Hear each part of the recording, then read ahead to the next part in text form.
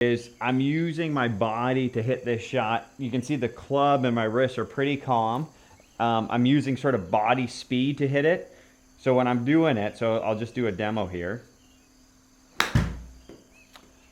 So I'm not really using much wrist set. So this one, let's see how it reacts. It comes back down the hill just a little bit. So it flew a little bit far, ended up being a pretty good shot. So that one, 7,300 spin, slightly out to in path, not bad. And then 4 down, launching, dynamic loft at 40 degrees on that one, okay guys? So that's sort of my standard wedge swing. The visual that I really like is if I had a piece of string and attached from my stomach to the club head, they would move together here and they would move together here.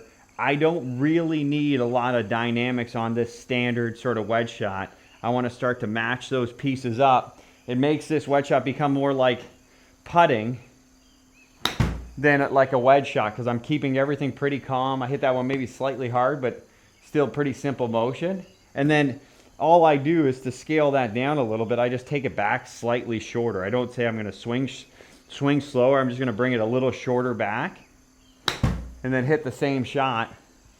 And then you can sort of play around with, you know, okay, so that one's carrying 40, what did that carry? 46 yards.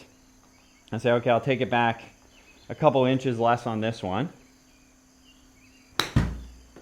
Same amount of speed on the way through. And then you can see that carry number just drops, right? So making it a lot simpler, trying to make this wedge shot as simple as we can.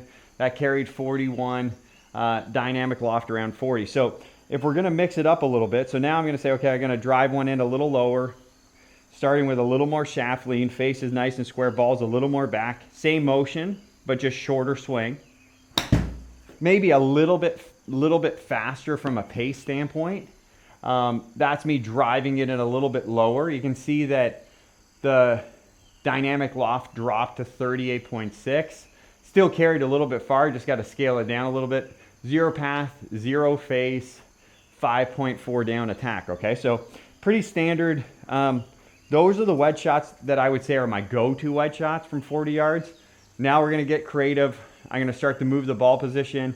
I'm gonna start opening the face a little bit, add a little bit more cut path to this one, okay? So when I go in here, left foot drops back. Now I'm in an open stance. Ball's a little more forward and the swing gets quite a bit longer. Okay, so this is sort of like my high, soft 40-yard shot. Oh, go in. Had a lot of spin there. Like you can see from a spin rate, so it jumped up to 8,900, but look how dramatically left that path goes. 15 left path, didn't get dynamic loft. Sometimes when I'm inside here on TrackMan and I'm delivering that much loft with that much speed, it has a tough time finding it. Let me just try another one.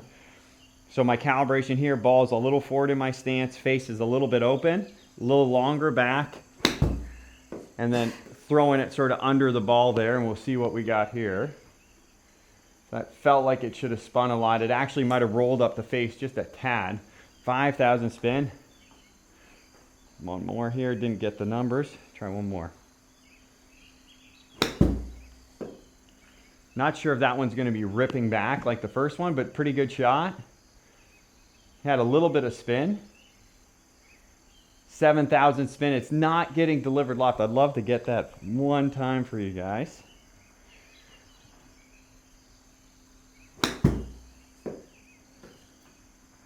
All right, we'll see what this one does. So you can see I'm just varying my length of swing.